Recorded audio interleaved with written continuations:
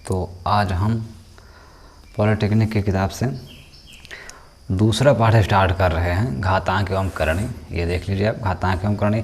इस पाठ को आपको आज पढ़ाया जाएगा। इस पाठ से रिलेटेड आपको पहले जानकारी दिया जाएगा, सूत्र बताया जाएगा कि घातांक क्या होता है, करणी क्या होता है, घातांक में कौन कौन सूत्र होते हैं। जैसे अगर आपको दिख रहा हो तो ये देख लीजिए, ये है घातांक एवं करणी। इसमें हमने आपको बहुत अच्छे से समझाने की कोशिश किया है और सभी सूत्र को लगभग लिखा है। ये देखिए, तो देखिए इसको आप स्क्रीन शॉर्टकट भी ले सकते हैं, और या तो आप इसको पूरा सूत्र को लिख लीजिए। तो इसमें है क्या, देख लीजिए ध्यान से। घातांक एवं करणी, घातांक एवं करणी के सभी नियम बताए गए हैं, और उसके बाद घातांक एवं करणी के सभी नियम बताए गए हैं, और नियम के साथ साथ हर एक नियम पर एक दो एग्जाम्पल बताए गए हैं। और घातांक समीकरण नियम ये भी बताया गया है, इस पर सवाल भी बताया गया है, और ये चीज़ कुछ चीज़ें आपको एक्स्ट्रा बताई गई हैं ताकि आपको जो सवाल वाल करते समय आपको बहुत दिक्कत होता है तो ये सब दिक्कत ना हो, ये सब को देखते हुए। जैसे घातांक का व्युत्क्रम नियम क्या होता है, ये सब आप देखेंगे। घातांक का समीकरण नियम ये आप देख रहे हैं। और घातांक यानी करणी नियम क्या होता है, शुद्ध करणी, मिश्र करणी, सजातीय करणी और विजातीय करणी।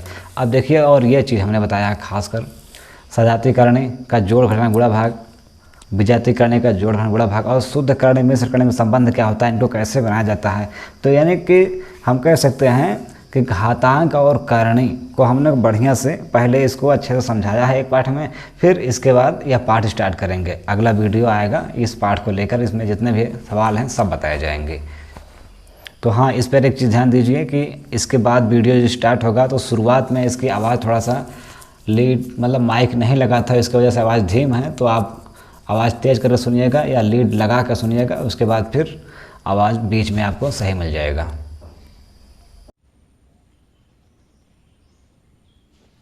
घातांक ये एवं है, करणी। तो घातांक एवं करणी के हम सबसे पहले नियम, तो सबसे पहले हम घातांक के नियम देखेंगे। घातांक के नियम, तो देखिए घातांक के नियम क्या होता है। अब देखिए घातांक के नियम कुछ आपको तो पता होगा, बाकी हम स्टार्ट कर रहे हैं बताना। तो देखिए सबसे पहला नियम,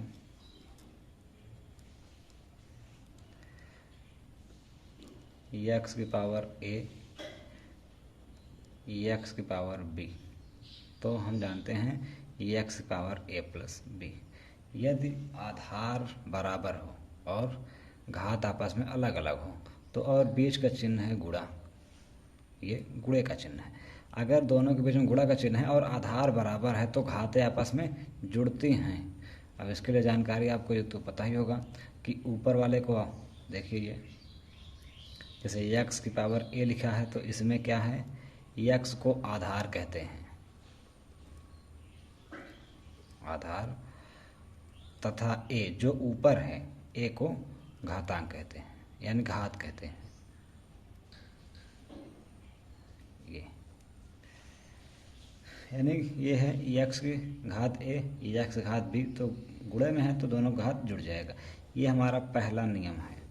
तो अब इस नियम पे कुछ एग्जाम्पल देखते हैं। देखिए, जैसे मान लो हमें सवाल दे दिया गया एक्स की पावर 2 गुणे एक्स की पावर 3, तो हम इसको सीधा सीधा करेंगे, 2 और 3 जुड़ जाएगा क्योंकि गुणे में घातें जुड़ती हैं।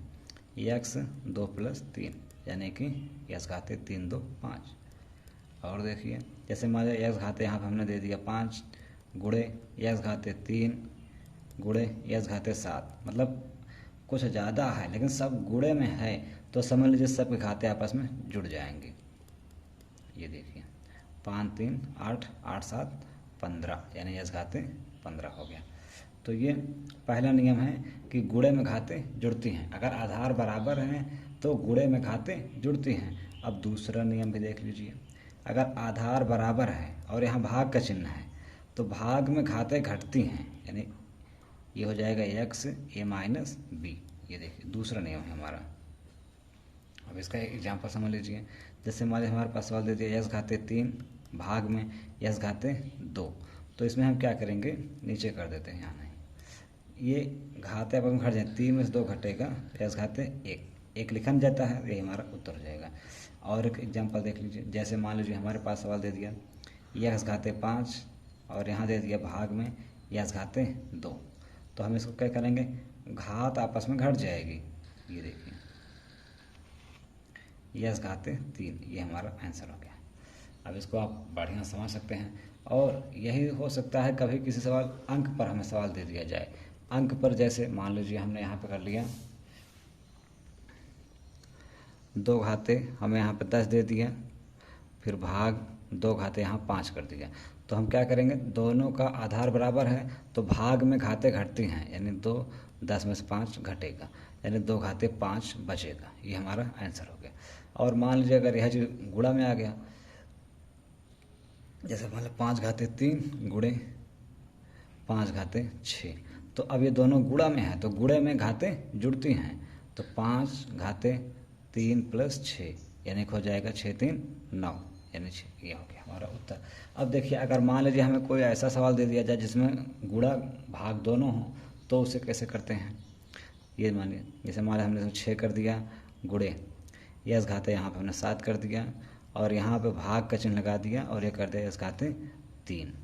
तो अब देखिए जो गुणे में है वो जुड़ेगा, यानी यस घाते 6 प्लस 7, और जिसके आगे भाग का चिन्ह है वो वाला इसमें घटेगा।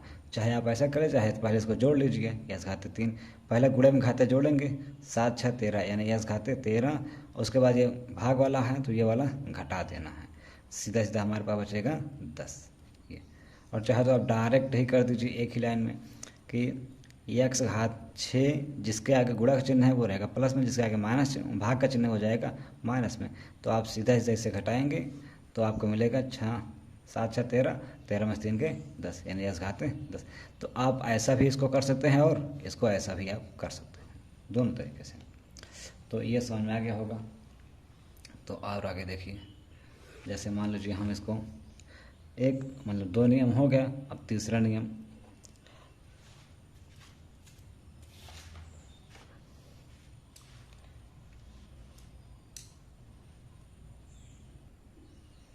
तीसरा नियम देखिए, जैसे एक की घात यक्स है और इसके घात वाई है, तो हम जानते हैं ये घात में यानी घात के ऊपर घात हो, अगर कोष्टक में है तब ये घातें आपस में गुणा कर जाएंगी।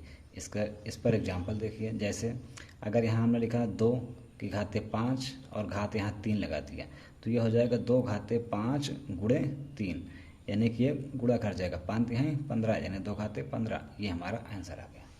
तो जैसे मान लीजिए और कोई एग्जांपल, हमने यहाँ यक्स घाते 4 ले लिया और फिर घात यहाँ लगा दिया 2, तो ये हो जाएगा यक्स घाते 4 गुणे 2, यानी घात के ऊपर जो घात है वो गुणा कर जाएगा, 4 दूना 8। ये देखिए अगर मान लीजिए ऐसा ही कोई सवाल और ज़्यादा बड़ा हो, इससे बड़ा का मतलब है जैसे मान लीजिए हमने ये कर दिया यक्स घाते 2 3 यहाँ पे कर दिया, अब बड़ा कोष्टक लगा के यहाँ 5 कर दिया, तो अब देखिए घात के ऊपर घात, घात के ऊपर घात, लेकिन सब कोष्टक में है।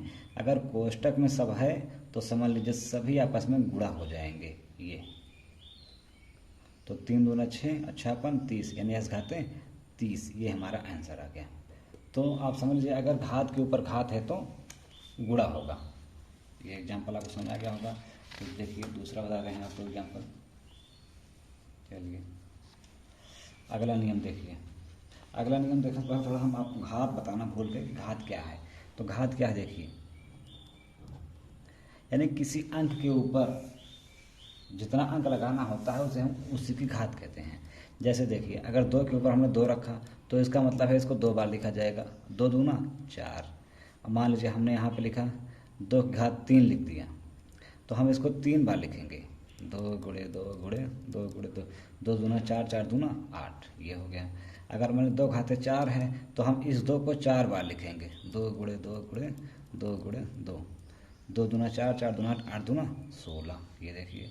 अब मान लीजिए 2 घाते 5 है तो ये हो गया 2 गुणे 2 गुणे 2 गुणे 2 गुणे 2। मतलब आप समझ लीजिए कि अगर किसी अंक के ऊपर उसको घात लगी है और जितनी घात लगी है उसको उतनी ही बार लिखते हैं। 2 घाते 5 है तो हमने इसको 5 बार लिखा है, 1 2 3 4 5। तो अब गुणा कर दीजिए इसको, 2 दूना 4 4 दूना 8 8 दूना 16 16 दूना 32, ये देखिए। तो गुणा कैसे होता है ये भी समझ लीजिए। देखिए दो, दो का पहाड़ा 2 बार पढ़ना, 2 दूना 4, अब 4 का पहाड़ा 2 बार, 4 दूना 8, 8 दूना 16, फिर 16 का पहाड़ा 2 बार, 16 दूना 32, ये हमारा। तो आपको कम से कम सभी संख्याओं का, कम से कम 1 से लेकर 10 तक सभी संख्याओं का एक घात 4 5 तक याद होना चाहिए। जैसे हमने 2 का घात 5 तक बना दिया है, अब ऐसे ही आप 3 का, हमने 2 बनाया, 3 गुणित 3 लिखा, 3 त्रिक का 9, ये देखिए। फिर मान लो 3 घाते 3 कर दिया हमने, 3 को 3 बार लिखना है, ये देखिए, ये हो जाएगा 3 त्रिक का 9, 9 त्रिक का 27। और मान लीजिए हमने 3 को इस बार 4 बार लिख दिया, तो हमें लिखना है 3 गुणे 3 गुणे 3 गुणे 3, मतलब इस 3 को 4 बार लिखना है। तो गुणा कीजिए, 3 त्रिक का 9, 9 त्रिक का 27, 27 त्रिक का 81 होता है। ये सब आप लिख लिख के बढ़िया से पता कर लीजिए, याद कर लीजिए। एक बार और कर लीजिए, 3 घाते 5, 3 को हमें 5 बार लिखना है, 3 गुणे 3 गुणे 3 गुणे 3 गुणे 3, देखिए कितना होता है, 3 त्रिक का 9, 9 त्रिक का 27। अब आपको अगर पहाड़ा नहीं आता है 27 का तो आप गुणा कर लीजिए, 27 त्रिक का 7 त्रिक का 21, और ये 3 दूना 6 2 8, 81 हो गया। 81 यहाँ तक पहुँचा, 81 का गुणा फिर करा दीजिए 3 से, ये देखिए 3 1 के 3, 8 त्रिक का 24, यानी कि हम सीधा अब पढ़ेंगे 3 त्रिक का 9, 9 त्रिक का 27, 27 त्रिक का 81, 81 त्रिक का 243, ये सीधा। तो आप गुणा करके उसके बाद पढ़ के बढ़िया से समझ लीजिए। तो ये होता है घात के रूप में लिखना। तो हम इसको समझ गए होंगे आप भी अच्छे से।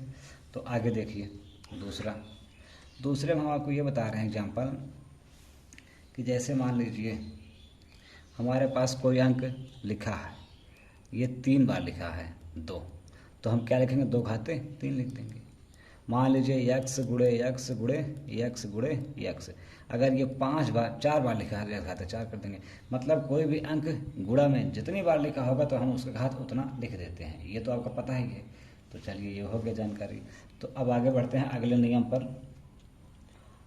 तो हाँ, भाग वाला नियम हम बताए थे, तो भाग पे एक नियम और काम करता है। जैसे देखिए x घाते a गुणे x घाते b, मतलब गुणे में घाते जुड़ती हैं, x घाते a प्लस b, ये पहला नियम था। दूसरा नियम x घाते a भागे x घाते b, तो ये हो जाएगा x घाते a माइनस b, यानी भाग में घाते घटती हैं। अब देखिए ये नियम पहला है और ये नियम दूसरा है। दूसरे नियम को एक तरीके से और लिखा जाता है, जैसे मान लीजिए x घाते a है और ये बटे में है x घाते b, तो ये समझ लीजिए भाग में ही है, बटे का मतलब भाग, तो ये हो जाएगा x घाते a और ये वाला b ऊपर आएगा तो माइनस में हो जाएगा। ये भी नियम आप अच्छे से समझ लीजिए। देखिए कुछ एग्जाम्पल हम इस पे बताते हैं आपको। जैसे मान लीजिए x घाते यहाँ हमने 5 कर दिया और यहाँ पे x घाते 2 कर दिया, तो हम सीधा करेंगे x घाते 5 में से 2 घटा देंगे, तो सीधा हो जाएगा हमारे पास x घाते 3, ये उत्तर हो गया। ऐसे ही मान लीजिए हमें कोई सवाल दे दिया, 2 घाते मान लीजिए हम 6 कर दिया और 2 घाते यहाँ पे 3 कर दिया, तो हम क्या करेंगे, 2 घाते 6 में से इस 3 को घटाएंगे सीधा, तो ये हो जाएगा 2 घाते 3। अगर 2 घाते 3 का मान कितना होता है 8, आपको ये सब याद होना चाहिए पहले से ही, ऐसे बनाएंगे तो आपको भी ये याद हो जाएगा।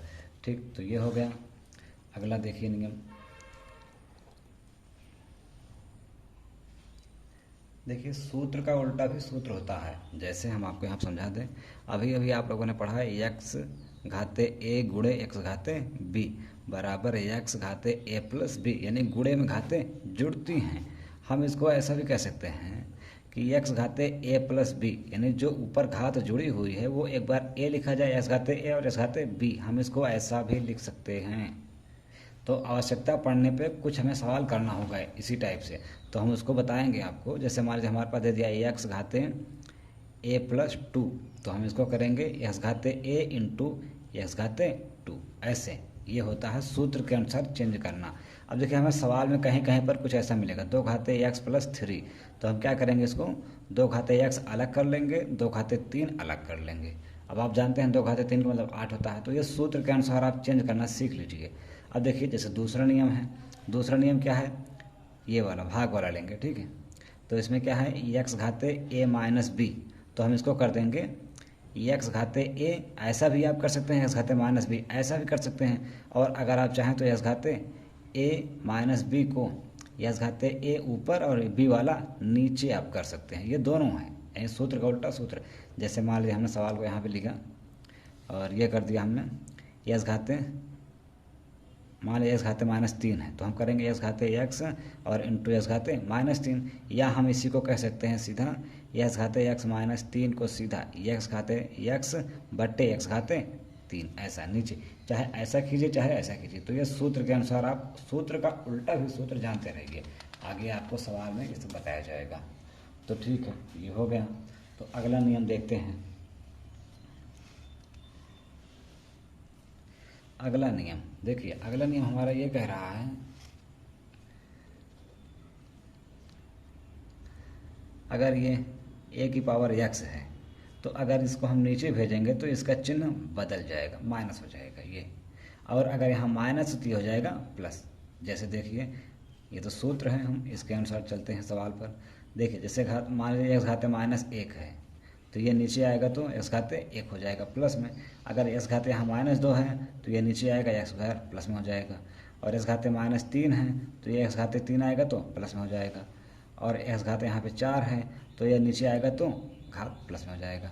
तो ये अच्छे से आप समझ लीजिए, ये सब सूत्र हैं। तो हम इसी प्रकार सूत्र कह सकते हैं एक्स घाते -a है तो जो भी घात रहेगा वो 1 के नीचे आके प्लस में हो जाएगा, ये नियम है, आप समझ लीजिए अच्छे से। और देखिए अब यहाँ पर भी है नियम, इन सूत्र का उल्टा भी सूत्र होता है। जैसे मान लीजिए हमने ये कहा 1/s घाते 2, अब ये ऊपर आएगा तो s घाते -2 हो जाएगा, 1/s घाते 3 प्लस में है, ऊपर आएगा तो माइनस हो जाएगा, या 1/s घाते 4 तो अब ये ऊपर आएगा तो माइनस हो जाएगा, तो ये उधर जाएगा तो s घाते -5। अब देखिए ये तो नियम हो गया। अब अगर यही चीज़ अगर s घाते -2 है तो ये ऊपर आएगा प्लस हो जाएगा, s घाते -3 है तो ये ऊपर आएगा तो प्लस में हो जाएगा, और अगर यही x घाते 1/-4 है तो ये ऊपर आएगा तो प्लस हो जाएगा, मतलब ये। तो आप सीधा समझ लीजिए शॉर्टकट में, अगर ये देखिए माइनस में घात है नीचे जाएगा तो प्लस हो जाएगा, ये देख सकते हैं आप बढ़िया से। और ये चीज़ अगर पहले से ही हमारा सवाल बटे में है और ये ऊपर जब आएगा तो चिन्ह बदल जाएगा, माइनस है तो प्लस हो जाएगा, प्लस है तो माइनस हो जाएगा, प्लस है तो माइनस, प्लस है तो माइनस। अब देखिए यहाँ पर 1/s घाते 2 माइनस में है और ऊपर आया तो प्लस हो गया, ठीक है।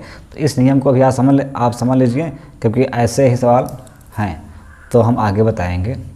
तो अगला नियम देखिए आप, तो अगर इनका नियम बताया जाए तो सिंपल सा है ये कि अगर 1/s घाते -n है तो ये ऊपर आएगा तो s घाते +n हो जाएगा, यानी चिन्ह परिवर्तित हो जाएगा।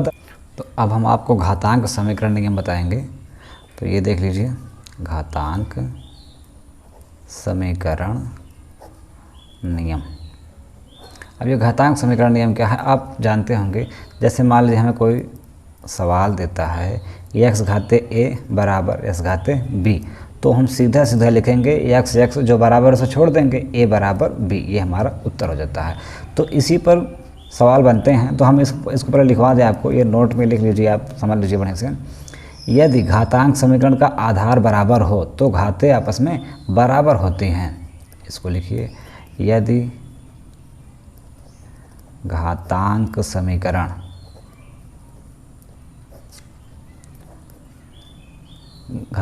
का आधार बराबर हो, आधार बराबर हो तो घाते बराबर होती हैं, बराबर होती हैं। जैसे देख लीजिए यहाँ पे है, आप अच्छे से समझ लीजिए कि ये देखिए ध्यान से, ये यदि घातांक समीकरण है x और x बराबर है, यानी इनका आधार बराबर है तो घाते आपस में बराबर होंगे। जैसे मान लीजिए हम कोई सवाल हल करते हैं, मान लीजिए हमारे पास यहाँ लिखा है 2 की घाते x और यहाँ लिखा है 2 की घाते 3, तो हम सीधा सीधा बताएंगे x बराबर 3, ये हमारा उत्तर हो जाएगा, ठीक है। अब इस पर सवाल भी बनती है। जैसे मान लीजिए हम कोई सवाल बना दें, यहाँ पे x मान लीजिए 3 की पावर x है और यहाँ पे हमने कर दिया 27, तो अब देखिए ये हल कैसे होगा। 3 की पावर x बराबर 27 को हम जानते हैं 3 घाते 3 हो जाता है, तो आधार इसका बराबर है, ये आधार वाला ऐसे ऐसे छोड़ देंगे तो x बराबर 3 हमारा आंसर हो जाएगा। तो ये आप भी अच्छे से समझ लीजिए। एक एग्जाम्पल चाहे और देख लीजिए। अगला एग्जाम्पल, जैसे मान लीजिए हमने यहाँ पे कर दिया 5 घाते x और यहाँ पे हमने कर दिया 625। तो आप जानते हैं कि ये 625 जो है ये 5 घाते 4 है, तो 5 छोड़ दीजिए, यानी आधार बराबर है, तो x बराबर 4 हमारा उत्तर हो जाएगा। ठीक है, तो ये सब सीधा सीधा आप नियम जानिए कि अगर आधार बराबर है तो x बराबर यानी घाते आपस में बराबर होंगे। तो ठीक है, ये तो पहला नियम हो गया। अब दूसरा नियम देखते हैं। दूसरा नियम क्या है? दूसरा नियम हमारा ये है कि अगर यदि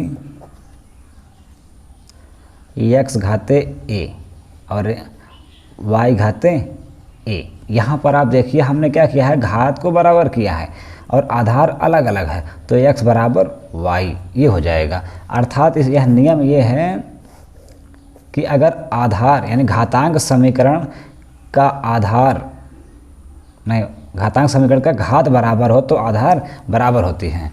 तो ठीक है, अब इसको भी आप हिंदी में लिख लीजिए। यदि घातांक समीकरण की घातें बराबर हों तो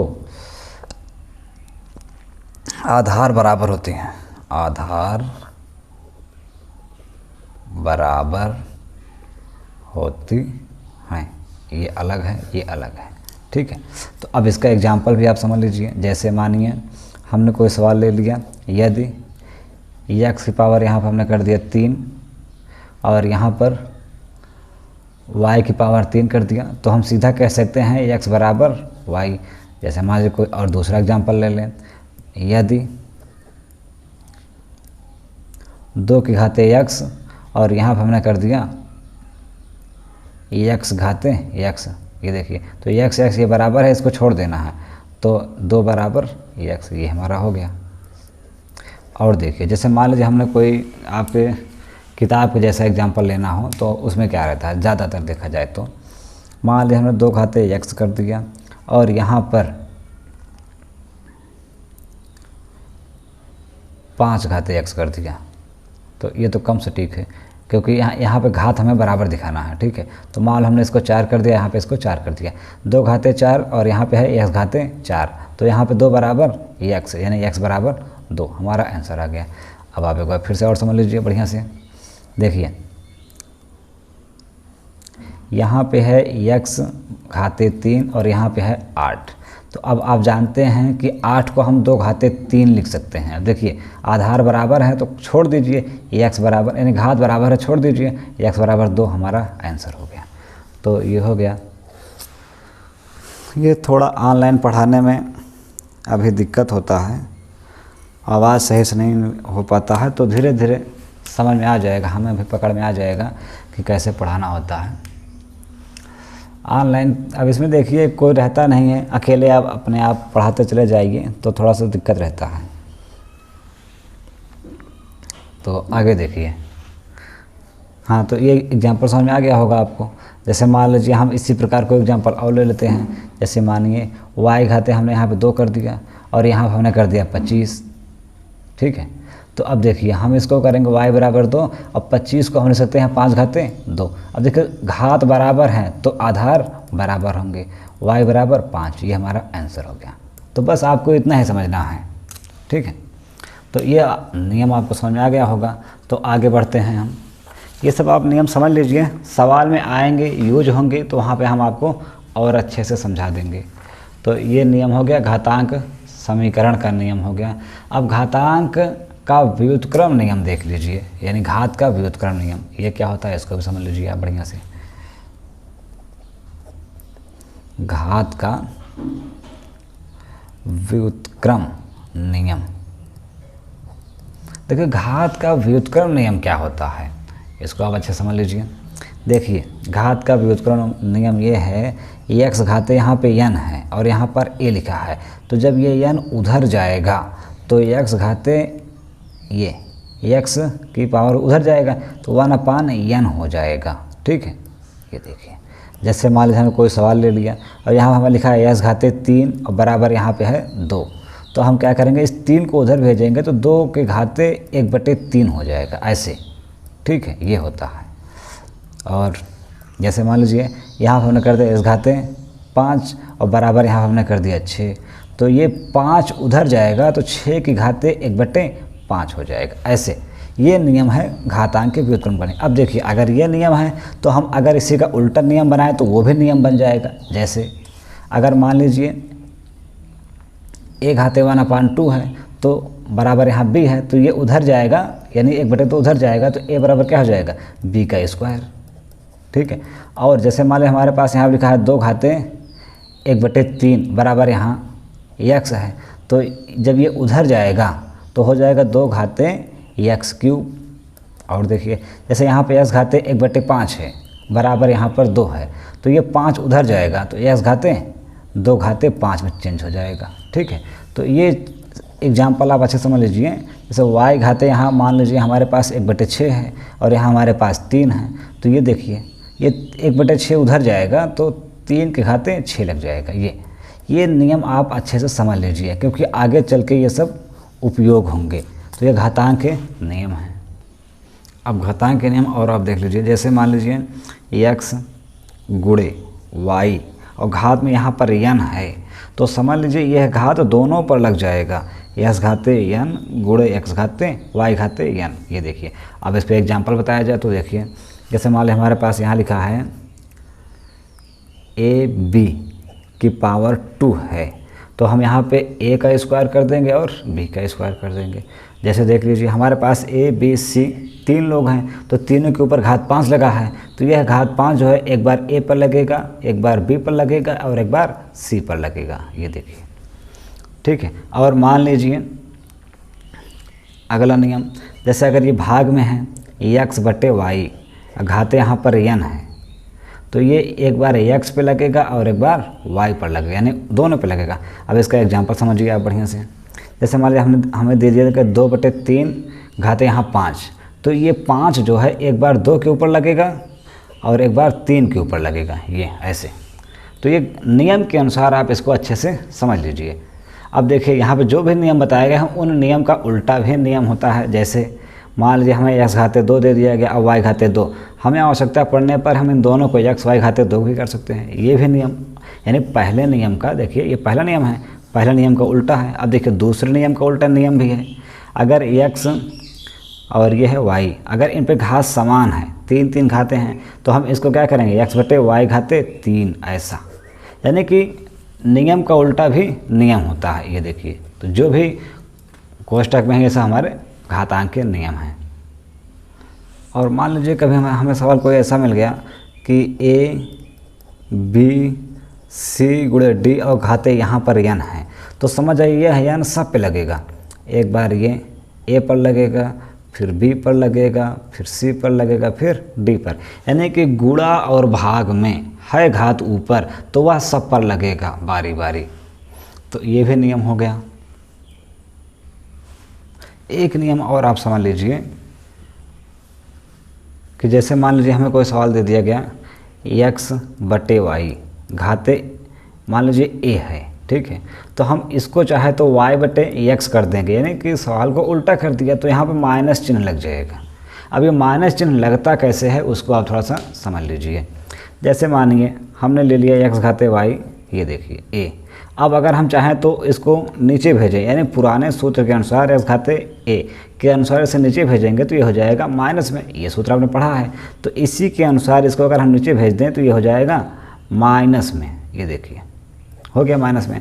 अब हम जानते हैं ये घात एक बार x पे लगेगा और एक बार y पर लगेगा, तो अब देखिए जो नीचे है ये ऊपर भाग आता है, जो नीचे है वो ऊपर आ जाएगा, और जब ऊपर आएगा तो क्या हो जाएगा, ये y घाते -a x घाते -a। अब देखिए हमने आपको नियम बताया था अगर एक ही घात दोनों पर है तो ये हम दोनों का एक घात कह सकते हैं, y/x दोनों का एक घात, ये x/y घाते a। तो मतलब अगर ये जब हम सवाल के अंदर वाला अगर उल्टा करते हैं तो घात आपस में चेंज हो जाएगी। ये भी सवाल में है। तो और एक चीज़ समझ लीजिए, जैसे मान लीजिए हमें कभी आवश्यकता पड़ गई सवाल में, यह a घाते 0 इसका मान 1 होता है। दूसरा, अगर s घाते 0 है तो उसका भी मान 1 होगा, यानी अगर कोई अंक लिखा है तो उसका मान 1 होगा। 2 घाते 0 है, इसका मान 1 होगा। 3 घाते 0 है तो उसका मान 1 होगा। अब ऐसे ही कोई भी संख्या लिखी हो, चाहे 100 घाते 0 हो, उसका मान 1 होगा। अगर 1000 या 1,10,000 कुछ भी हो, उसका घात 0 है, उसका मान 1 होगा। अब ये चाहे रूट में हो, ये देखिए, अगर इसकी भी घात 0 है तो उसका मान क्या होगा? 1। यानी कैसे भी चीज़ लिखा हो, कुछ भी लिखा हो, तो अगर उसके ऊपर घात 0 है तो उसका मान हमेशा हमेशा 1 होगा। ये आप अच्छे से समझ लीजिए, ये सूत्र समझिए, ये भी सूत्र समझिए। तो एक जानकारी और अच्छे से आप समझ लीजिए, जो सही और गलत ये चीज़ क्या है। देखिए, जैसा कि हमने आपको बताया, a घाते मान लीजिए यहाँ पर a प्लस b, मान लीजिए यहाँ पे n है तो हम इसको a घाते n plus b घाते n ऐसा नहीं लिख सकते हैं, ये चीज़ गलत है। और अगर यही चीज़ a माइनस b घाते n है तो हम a घाते n minus b घाते n नहीं लिख सकते हैं, ये भी गलत है। सही क्या है? अगर यह चीज़ गुणे में है, ठीक है, तो हम यह लगा देंगे a घाते n गुणे b घाते n, ये सही है।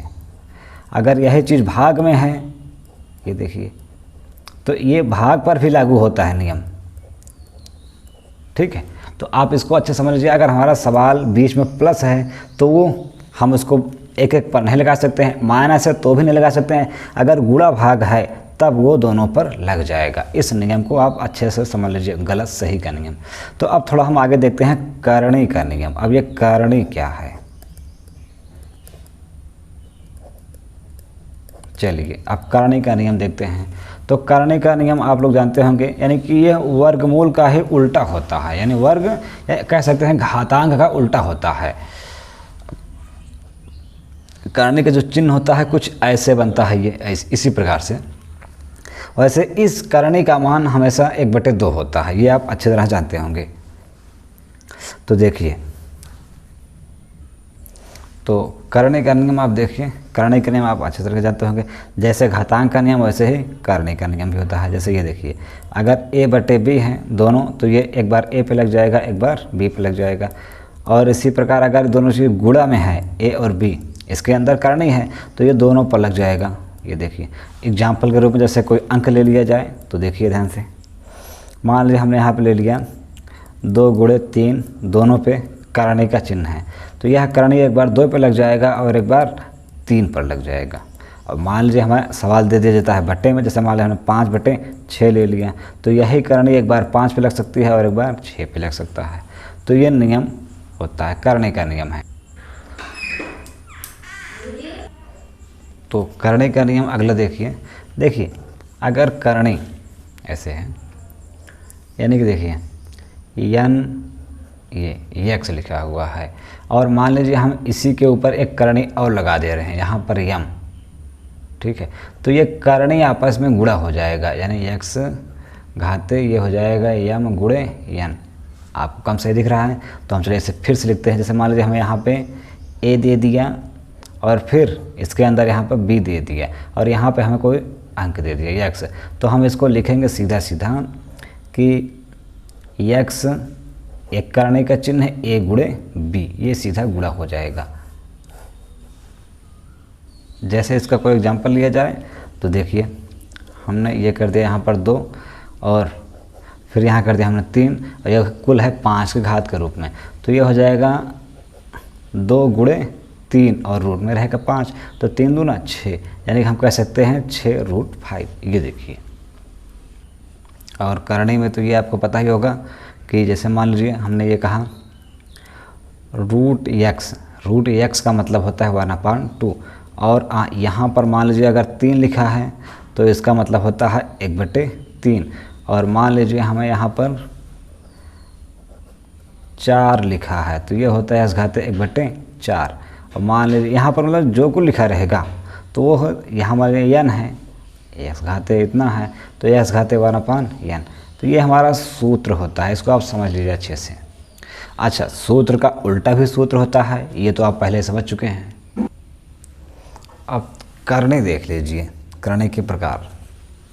जैसे मान लीजिए हमें यहाँ हम देखिए, सबसे पहला जो है शुद्ध करणी। शुद्ध करणी, अब शुद्ध करणी क्या होता है?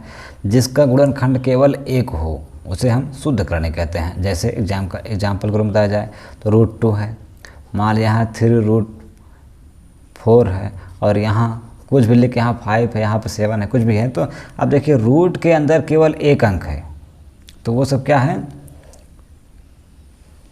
तो ये थोड़ा सा कम है, यहाँ मान लीजिए 41 कर देते हैं। तो ये सब क्या है? जिनका गुणनखंड केवल एक हो तो वो सब क्या है? शुद्ध करणी। ये क्या है? शुद्ध करणी है। अब दूसरा मिश्र करणी। अच्छा, मिश्र करणी क्या है? अब देखिए मिश्र करणी में कुछ आगे अंक भी रहता है। जैसे ये देखिए, ये अब हम मान लीजिए इसके अंदर हमने 3 कर दिया, यहाँ पे 4 कर दिया, यहाँ पे 8 कर दिया, तो ये क्या है? मिश्र करणी। यहाँ पे मान लो हमने 18 कर दिया, तो अब और देखिए जैसे हमारे यहाँ 5 करके यहाँ पे हमने 7 कर दिया है। देखिए मिश्र करणी का मतलब जिसके आगे भी अंक होता है, पीछे भी अंक होता है, वो मिश्र करणी है। और जिसके केवल आगे अंक ना हो, केवल पीछे ही अंक हो, तो वो है शुद्ध करणी। ठीक, अब देखिए मिश्र करणी और शुद्ध करणी में संबंध क्या होता है? ये दोनों कहाँ से बनते हैं, इसको आप समझ लीजिए थोड़ा सा। जैसे मान लीजिए हमें सवाल दे दिया जाए √48, तो देखिए ये दिखने में तो शुद्ध करणी दिख रहा है, क्योंकि इसके आगे कोई अंक नहीं है, तो ये शुद्ध करणी है। लेकिन ये थोड़ा सा हल होगा। कैसे हल होगा? देखिए 48 को हम पहले काटेंगे, 2 दूना 4, 2 चौका 8, 2 1 2, 2 दूना 4, 6 दूना 12, 2 3 6 और 3 1 3। तो हमने इसको काटा। अब देखिए काटने पर क्या करेंगे? ये वर्गमूल है, तो यहाँ पे 2 अंकों का सेट बनेगा। 48 के स्थान पर लिखेंगे 2 गुणे 2 गुणे 2 गुणे 2, हमारे पास 4 बार है और 1 3 है। देखिए इसका सेट बन गया, इसका सेट बन गया। एक सेट में से हमें एक अंक लेना है, इस सेट में से एक अंक लेना है। इसका सेट नहीं बना तो इस पर हमें रूट लगा देना है। 2 दूना 4 यानी 4√3। अब देखिए ये बन गया मिश्र करणी। तो आप इसको ऐसे समझ सकते हैं। और देखिए जैसे मान लीजिए हमें दे दिया गया 8 दे दिया गया, तो 8 को हम क्या करेंगे? 8 का तो आप काट सकते हैं, 2 गुणे 2 गुणे 2। ये देखिए अब इसमें क्या है? एक सेट बन रहा है, तो इस दोनों में से एक ले लेना है, और इसका सेट नहीं बन रहा है तो इसको हमें ऐसे कर देना है। अब देखिए जैसे मान लीजिए हमने ले लिया 50, रूट में 50 कर दिया, तो अब देखिए ये कैसे होगा? 50 को तो आप काटेंगे तो सीधा सीधा आपको मिलेगा, ये देख लीजिए 25 दूना 50 और 5 25, 5 1 5, तो हमें मिलेगा 2 गुणे 5 गुणे 5। अब देखिए यहाँ पे किसका सेट बन रहा है? इसका सेट बन रहा है। जिसका सेट बनेगा वह रूट से बाहर हो जाएगा, जिसका सेट नहीं बनेगा वह रूट के अंदर ही रहेगा। ठीक है, यानी कि हम इसको समझ सकते हैं, रूट यानी जो भी 2 जोड़ा बना लेगा वो रूट से आज़ाद हो जाएगा, जो 2 जोड़ा नहीं बना पाएगा वो रूट से आज़ाद नहीं हो पाएगा। तो अगर आप एग्जाम्पल समझना चाहते हैं, थोड़ा और एग्जाम्पल देख लीजिए। जैसे मान लीजिए हमने 118 ले लिया, 180 ले लिया, तो इसमें क्या करना है? पहले 180 को आप काटेंगे। ये देखिए जब काटेंगे तो हमें क्या मिलेगा? इसमें 2 9 18, 2 चौका 8, एक बचा हो गया 10, 5 दूना 10। 3 से काटेंगे, 3 दूना नहीं 1 बार जाएगा, 3 1 3, 5 3 15, एक बचा था। 3 से काट के 5 3 15, फिर 5 से काट के 5 1 5। तो ये हो गया 2 गुणे 2 गुणे 3 गुणे 5 गुणे 5। ये देखिए तो इसमें क्या होगा? एक सेट बना, तो इसमें से एक अंक लेना है। जिसका सेट बना उसमें से भी एक अंक लेना है। जिसका सेट नहीं बना वो रूट के अंदर ही रहेगा, यानी 5 दूना 10 √3। ये देखिए अब देखिए सजातीय करणी।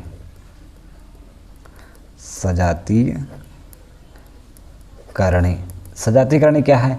जो समान हो, यानी कि जिनके अंदर वाला अंक मिलता हो। जैसे √2 लिखा है, यानी 3√2 लिखा है, ये क्या है? दोनों सजातीय करणी हैं। और दूसरा एग्जांपल जैसे हमारे यहाँ 3√5 है और यहाँ पे 4√5 है। तो देखिए रूट के अंदर वाला अंक बराबर है, सजातीय करणी है। जैसे मान लीजिए हमने यहाँ पे कर दिया 7√2 और यहाँ पे कर दिया 8√2। अब देखिए इसके अंदर वाले चीज़ मिल रहा है, तो ये क्या है? सजातीय करणी है। जैसे हम इसको एक और कर सकते हैं यानी 2 रूट एक्स और 3 रूट एक्स। तो ये क्या है, सजाती करनी है।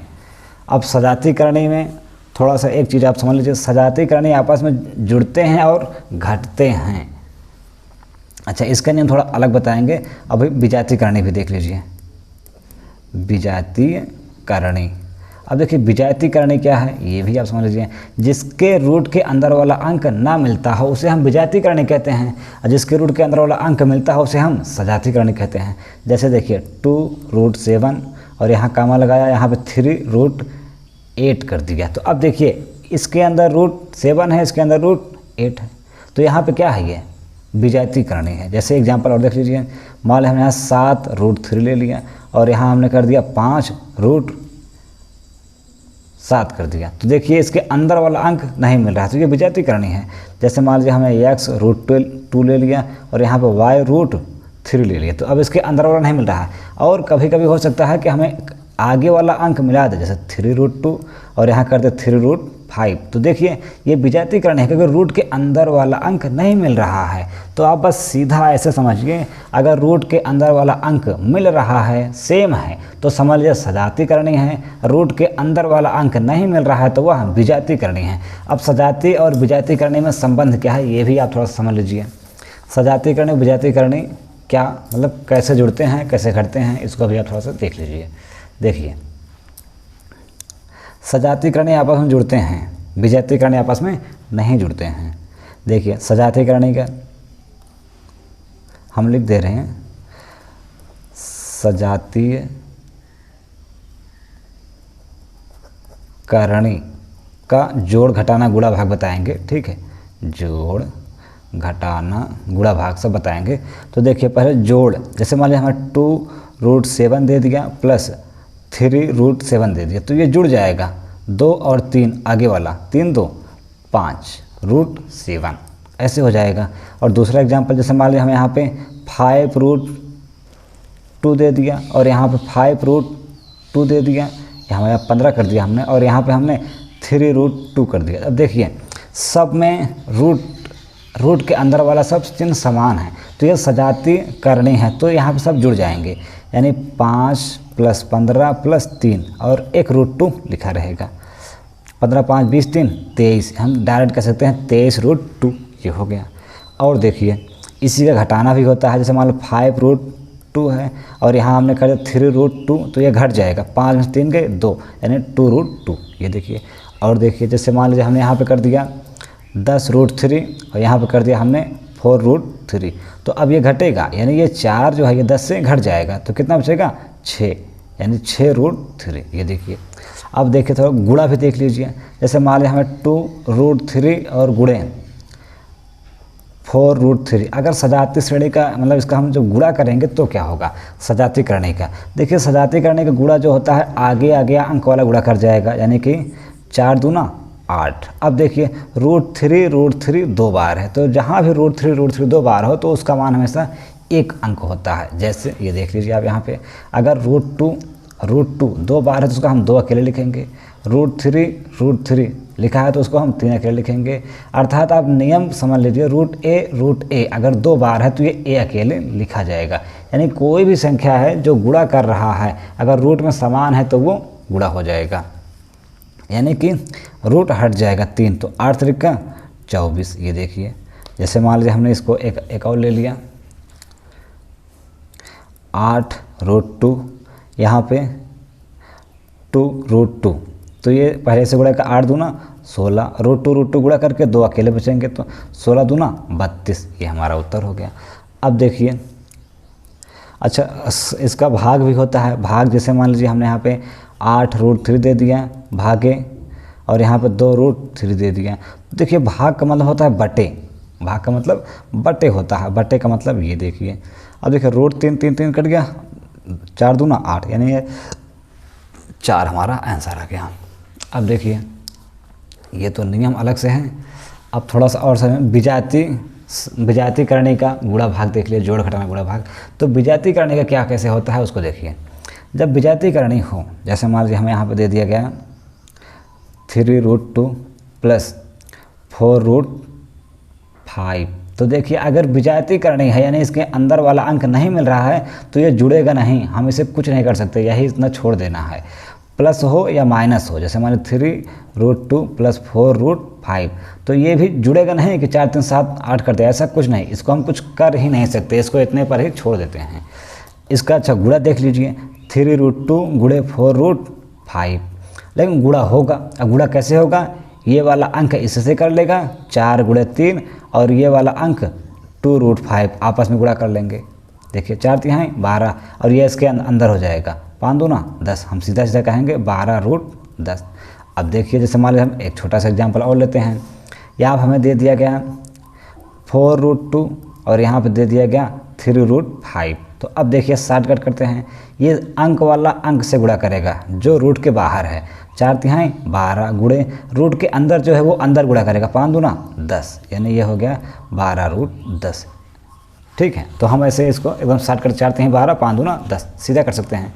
गुणा होगा और भाग कैसे होगा उसको भी एक समझ लीजिए। यहाँ पर जैसे मान लो हमें 4√3 दे दिया और भाग में यहाँ मान लो हमें दे दिया 5√7, तो हम इसको लिखेंगे 4√3/5√7। अब देखिए यहाँ पर अगर कुछ कट रहा है तो कटेगा, नहीं कट रहा है तो यही छोड़ देना है। इसको एक लाइन और कर सकते हैं, हम जानते हैं दोनों रूट 1 बन सकते हैं, 3/7, ये भी छोड़ सकते हैं। तो ये सब रूट के बारे में जानकारी हो गई। तो उम्मीद है कि आपको थोड़ा वर्गमूल, देखिए हम वर्गमूल पाठ शुरू कर रहे हैं, तो वर्गमूल पाठ शुरू करने से आपको थोड़ा बहुत जानकारी होना चाहिए, तो ये सब जानकारी सब होना चाहिए। तो हमने करणी और घातांक के नियम बता दिए, अब आपको सवाल करने में आसानी होगी।